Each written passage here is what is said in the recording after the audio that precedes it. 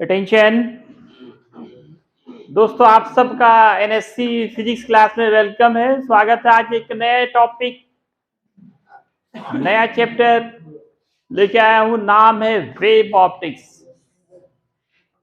ये किसी भी एग्जामिनेशंस के लिए, चाहे बोर्ड हो या कॉम्पिटिटिव हो, ये काफी इंपॉर्टेंट होता है क्योंकि ये नई चीज है। इससे पहले आपने जो रे ऑप्टिक्स पढ़ा, कितना लंबा पढ़ाया, 4 चैप्टर्स पढ़ाया गया, उसमें भी वही 6 से 7 नंबर सिलेबस कहता है। और वेव ऑप्टिक्स 4, 5, 6 क्लास लगते हैं इसमें। इसमें भी वही उतने ही नंबर है, 6 से 7 नंबर। तो मार्क्स के हिसाब से बराबर, पढ़ना कम, रिस्पेक्टिवली आसान भी है। ये वेव ऑप्टिक्स बिल्कुल नई चीजें हैं और आजकल के कॉम्पिटिटिव एग्जामिनेशन में नई चीजें ज्यादा पूछी जाती है। इसलिए इसको आप खूब अच्छे से लेक्चर को देखें, पढ़ें और समझें। कहीं प्रॉब्लम हो तो पूछें आप। तो दोस्तों, आज जो शुरू हो रहा है वो है वेव ऑप्टिक्स। तरंग प्रकाशिकी कहा जाता है। यह है क्या, नाम से पता चल रहा, हम लोग फिजिक्स पढ़ने आ रहे हैं तो फिजिक्स का ही एक ब्रांच होगा। It is branch of physics which deals wave nature of light. Light को वेव मानते हुए और उससे होने वाली घटनाओं का भी हम लोग यहाँ पे स्टडी करेंगे।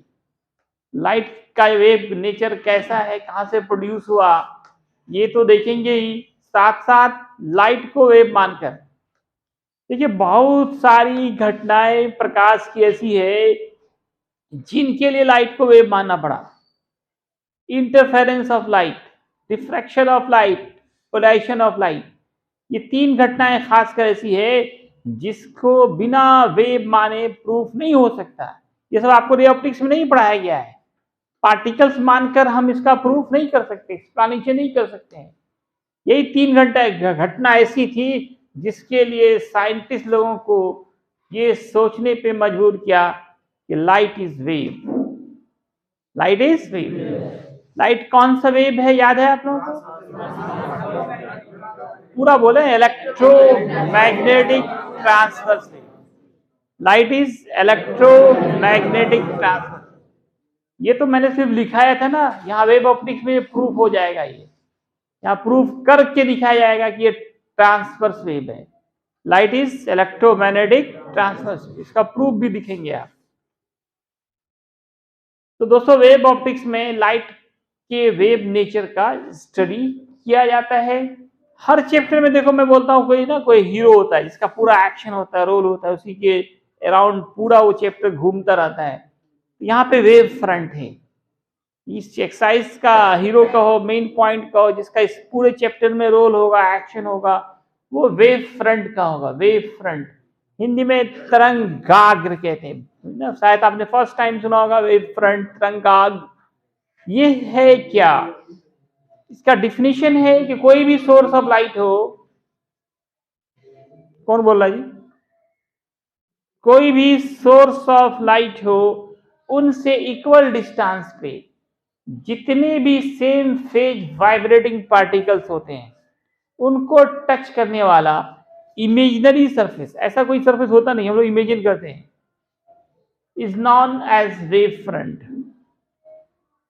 An imaginary surface which touch same phase vibrating particles at equal distance from any source of light is known as wave front। ये source of light है, इस equal distance पे ये सब particles सब मीडियम है, इनको टच करने वाला जो imaginary surface है, this surface is known as wave front। An imaginary surface which touch same phase vibrating particles। ये सेम फेज वाइब्रेटिंग का क्या मतलब हुआ? ये लाइट के बारे में हम लोग कहते हैं कि ये ट्रांसवर्स वेव है। ट्रांसवर्स वेव क्रेस्ट और ट्रफ के फॉर्म में पाया था, इस तरह से पाया जाता है। ये क्रेस्ट कहलाता है, ये ट्रफ कहलाता है, शीर्ष और गर्द जैसे बोलती है, शीर्ष कहलाता है, ये गर्द कहलाता है। सेम फेज वाइब्रेटिंग का मतलब अगर एक का क्रेस्ट है तो दूसरे का भी क्रेस्ट हो, तीसरे का भी क्रेस्ट हो। ये सेम फेज वाइब्रेटिंग का मतलब यही है। अगर एक का क्रेस्ट है तो सबका क्रेस्ट, एक का ट्रफ है तो सबका ट्रफ हो। उनको टच करने वाला इमेजिनरी सरफेस वेव फ्रंट कहलाता है। ये 3 तरह के होते हैं। Important objective, how many types of wave front, according to shape कर सकते हो, शेप के अनुसार वेब, या फिर सिर्फ सिंपली भी पूछा जाए वेव फ्रंट कितने तरह के होते हैं, तो 3 तरह के होते हैं। कौन कौन से? स्फेरिकल, सिलिंड्रिकल और प्लेन वेव फ्रंट। इसमें कोई हम वीवीआई नहीं लगाएंगे क्योंकि ऑल आर वीवीआई। इसमें सारे के सारे इंपॉर्टेंट, एक चैप्टर पढ़ के उतना काम जितना कि आपने 4 चैप्टर पढ़ा है, इसमें कुछ है ना सजेशन करने की जरूरत नहीं, पूरा का पूरा पढ़ना है। There are 3 types of wave front, spherical, cylindrical and plane. कितने तरह के होंगे? 3 तरह के। और तीनों का डिफिनेशन रटने की जरूरत नहीं है, नाम में डिफिनेशन है। मैंने कहा ये अकॉर्डिंग टू शेप है, जैसा शेप वैसा नाम। Spherical wavefront, a wavefront which shape is just like a sphere, yeah, spherical. This shape is just like a cylinder, yeah, cylindrical. This shape is just like a plane, it's called plane wavefront. तो नाम में definition है, क्योंकि आदमी दिमाग लगा के पढ़े तो उतना मेहनत करने की जरूरत नहीं है। Spherical wavefront which shape is just like a sphere, yeah, spherical. Cylindrical which shape is just like a cylinder, and which shape is just like a plane is known as plane wavefront. How many types of wavefront? There are 3 types of wavefront. अब ये देखिए spherical wavefront is such type of wavefront which shape is spherical is called spherical wavefront. ये objective देखो अब यहाँ पे, एक objective तो यहाँ पे हुआ, कितने तरह के वेवफ्रंट होते हैं? तो 3 तरह के। दूसरा ऑब्जेक्टिव पूछा जाता है कि ये स्फेरिकल वेवफ्रंट का सोर्स क्या होता है? तो कहता है कोई छोटा सोर्स ऑफ लाइट हो, पॉइंट सोर्स ऑफ लाइट, कोई बिंदुवत प्रकाश स्रोत हो, तो उससे जाकर स्फेरिकल वेवफ्रंट बनेंगे। जिस तरह के वेवफ्रंट, एक पॉइंट सोर्स ऑफ लाइट है यहाँ पे, इससे चारों तरफ लाइट जा रही है, इसको टच करने से एक स्फेरिकल सरफेस बन रहा है, इसका नाम स्फेरिकल वेवफ्रंट है। स्फेरिकल वेवफ्रंट का सोर्स है कोई point source of light, point, बिंदुवत, बहुत छोटा। अब cylindrical wavefront which shape is just like a cylinder, cylinder के जैसा शेप हो वो सिलिंड्रिकल वेवफ्रंट कहलाएगा। और plane wavefront which shape is just like a plane. अच्छा, what is the source of cylindrical wavefront? Long slit, कोई लंबा छिद्र हो, उससे दोनों तरफ लाइट जाएगा, जिससे सिलिंड्रिकल वेवफ्रंट बनेगा। क्या बनेगा? Cylindrical wavefront. ये लंबा सा छिद्र है, इससे लाइट जा रहा है इसके चारों तरफ, इस छिद्र को किसी सोर्स ऑफ लाइट के सामने रखा गया, तो उससे जो वेवफ्रंट बनेगा वो सिलिंड्रिकल वेवफ्रंट होगा। और plane wavefront which shape is just like a plane is known as plane wavefront. ज्यादा यूज हम लोग यही प्लेन वेवफ्रंट करते हैं। कहा जाता है कि कोई बहुत बड़ा स्फीयर हो या सिलेंडर हो, बहुत बड़ा स्फीयर हो, बहुत बड़ा सिलेंडर हो, उसका एक छोटा सा टुकड़ा हो तो जस्ट लाइक ए प्लेन दिखता है। कोई बहुत बड़ा गोला हो, स्फीयर हो, तो उसका छोटा टुकड़ा क्या दिखेगा? क्या दिखेगा? एक प्लेन दिखेगा, बिल्कुल समतल दिखेगा। कभी दिखा आप लोगों ऐसा? बहुत बड़ा स्फीयर है, छोटा टुकड़ा प्लेन दिख रहा हो? हाँ, यस। अर्थ के बारे में सोचिए, अर्थ क्या है? स्फीयर है। अब जमीन को देखो, नीचे क्या है? ये बिल्कुल प्लेन दिख रहा है। नहीं, जमीन झांक के देखिए, इसका एक छोटा टुकड़ा है। ये क्या दिख रहा है आपको? प्लेन दिख रहा है। क्या दिख रहा है? प्लेन। अर्थ क्या है? जस्ट लाइक बहुत बड़ा स्फीयर। और नीचे जमीन को देखो, क्या दिख रहा है? बिल्कुल प्लेन दिख। कहीं दिख रहा है गोल? मैदान देखो, नहीं, मैदान खाली हुआ जाके देखो, क्या दिख रहा है? बिल्कुल प्लेन दिख रहा है। तो बहुत बड़ा स्फीयर हो या बहुत बड़ा सिलेंडर हो, उनका छोटा टुकड़ा क्या होता है? जस्ट लाइक ए प्लेन होता है। अब देखो, ये भी लॉ बहुत फेमस लॉ है, बड़ा इंपॉर्टेंट है, Huygens secondary wave front principle. ये शॉर्ट क्वेश्चन में पूछे जाते हैं कि Huygens secondary wave front principle को एक्सप्लेन करें। तो हाइगन्स एक साइंटिस्ट का नाम है, इन्होंने ही सबसे पहले लाइट को वेव माना था। लाइट को जो वेव मानने का जो काम किया था वो हाइगन्स ने किया था। हाइगन्स ने ही सबसे पहले लाइट को क्या माना था? वेव माना था। किसी दिन तो इतना हंगामा करो क्लास, और किसी दिन सो जाओ क्लास में, तो सो रही है। किसी दिन तो खांसी करके पूरा क्लास हिलाए रहती है, आज सो रही है। तो हाइगन्स ने ही सबसे पहले लाइट को क्या माना दोस्तों? वेव माना।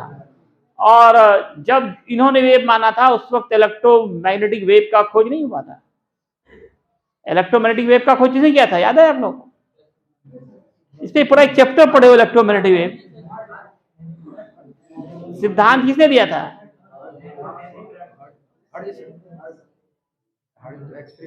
अरे मैक्सवेल का 4 इक्वेशन था, डिस्प्लेसमेंट करंट खोजा था मैक्सवेल ने दिया था। कब दिया था?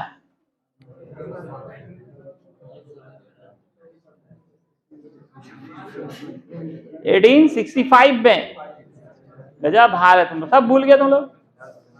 फिर हर्ज ने क्या कहता है, इलेक्ट्रोमैग्नेटिक वेव को लैब में प्रोड्यूस करके दिखाया, लेकिन थ्योरी दिया था किसने? मैक्सवेल ने। तो इससे पहले जो है लोगों को पता नहीं था कि इलेक्ट्रोमैग्नेटिक वेव भी होता है, ऐसा वेव भी होता है जिसको मीडियम नहीं चाहिए। तो हाइजेंस ने जब लाइट को वेव माना था तो उस वक्त एक सवाल उठा था कि फिर ये सनलाइट कैसे आ रहा है? हवा तो 400 किलोमीटर तक ही है, उसके ऊपर तो कुछ नहीं है, हवा भी नहीं है, फिर भी लाइट वहां से आ रहा है, ये कैसे पॉसिबल है? ये कैसे पॉसिबल है? तो फिर उन्होंने कहा कि वहां पे ईथर मीडियम है। ईथर पढ़ते हैं ना केमिस्ट्री में, डाइथाइल ईथर, मिथाइल ईथर। क्या होता है ईथर का फंक्शनल ग्रुप?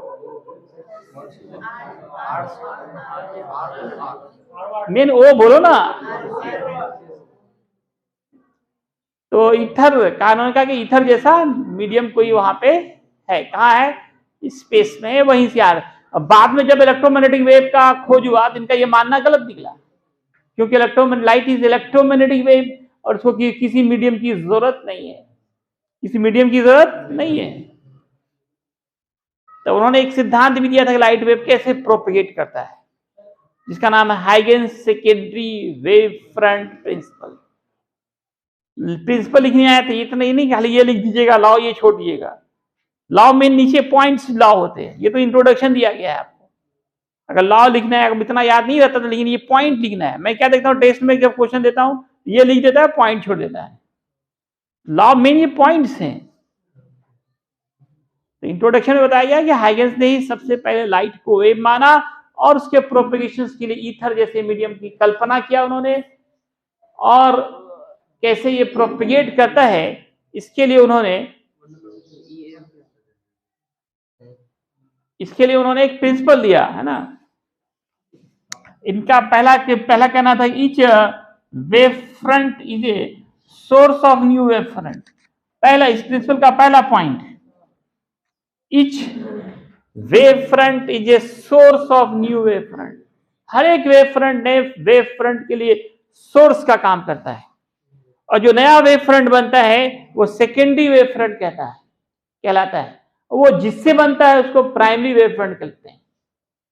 जो नया बनेगा उसका नाम सेकेंडरी, और वो जिससे बनेगा उसका नाम प्राइमरी वेव फ्रंट होगा। The newly formed wave front is called secondary wave front. इसमें थोड़ा सा हमको जगह चाहिए, सब वीडियो देखेगा, क्या याद रखेगा वीडियो, इसके लिए बना रहे हैं।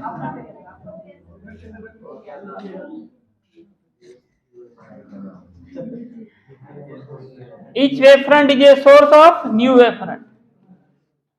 इस सोर्स, हर एक वेव फ्रंट जो है नए वेव फ्रंट के लिए सोर्स का काम करता है, और न्यूली फॉर्म्ड वेव फ्रंट ही सेकेंडरी वेव फ्रंट कहलाएगा, and from which it is formed is called primary wave front.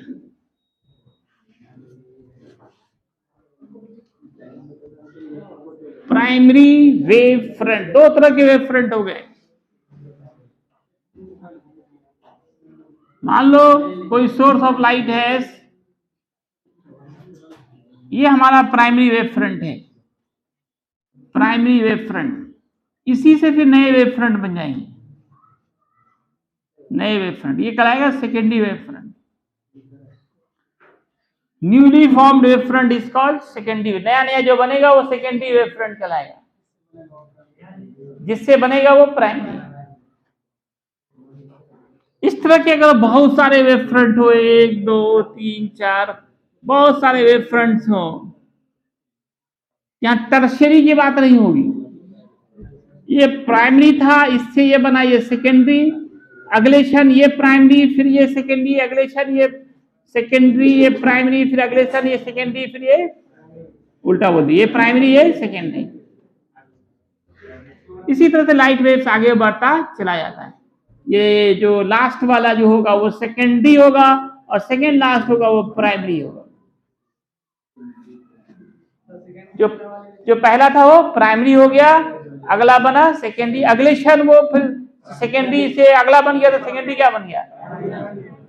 यहाँ पे कह सकते हो जैसे हम लोग दो ही जनरेशन लेके चल रहे हैं, बाप बेटा, दादा पोता को याद नहीं कर रहे हैं, है ना। ये प्राइमरी था मतलब बेटा था, फिर ये बाप बन गया, ये अब बेटा हो गया, है ना। फिर ये अगले क्षण फिर बाप बना दिए, फिर बेटा हो गया। इसी तरह से आगे चल रहा है। दो ही जनरेशन की बात यहाँ पे कर रहे हैं, प्राइमरी और सेकेंडरी वेव। और एक पॉइंट इसका था कि जैसा वेव फ्रंट होगा उस पर डाला गया परपेंडिकुलर वैसा रे होगा। जैसा वेव फ्रंट होगा उस पर डाला गया परपेंडिकुलर वैसा रे होगा। The perpendicular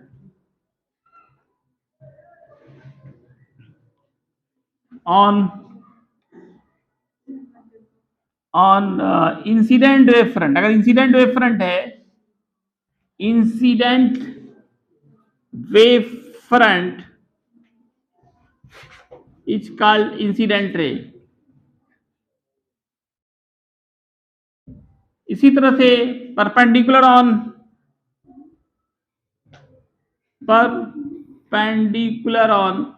reflected wave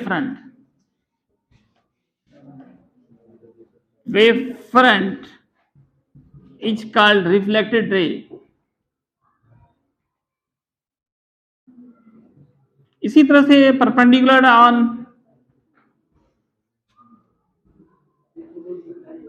refracted wave front is called refracted ray। जैसा वेव फ्रंट होगा उस पे डाला गया परपेंडिकुलर, नहीं तो कपड़ा दो तो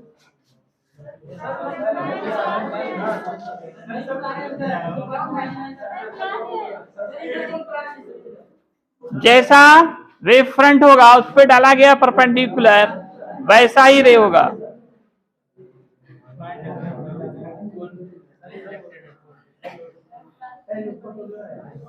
देखिए यहाँ पे क्या लिखा, अगर इंसिडेंट वेव फ्रंट हो उस पे परपेंडिकुलर डालेंगे तो इंसिडेंट रे होगा, रिफ्लेक्टेड वेव फ्रंट है उस पे परपेंडिकुलर डालेंगे तो रिफ्लेक्टेड रे होगा। इसी तरह से अगर रिफ्रैक्टेड वेव फ्रंट है उस पे परपेंडिकुलर डाला जाएगा तो वो रिफ्लेक्टेड रे हो जाएगा। इसको मैं फिगर से दिखाना चाह रहा हूं।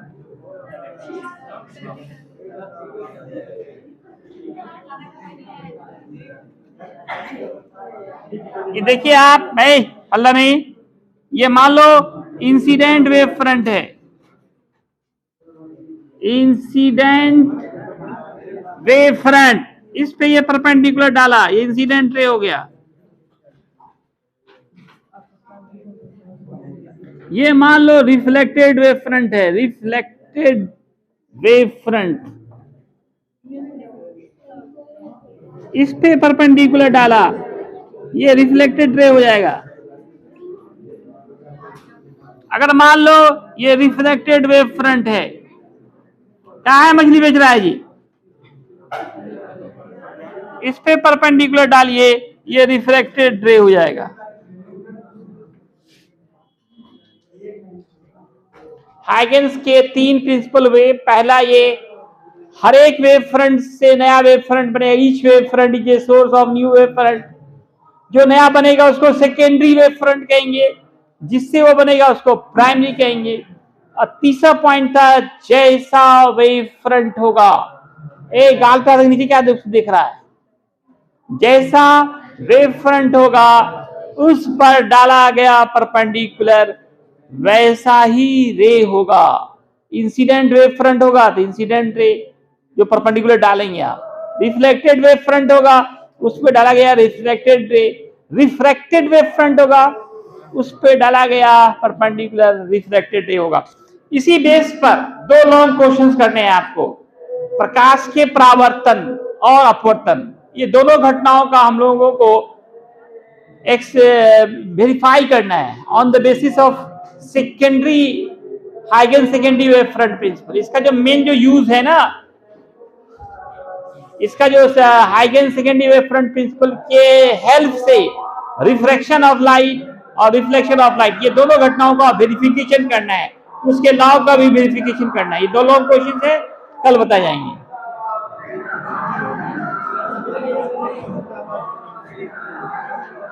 बंद बताओ साउंड।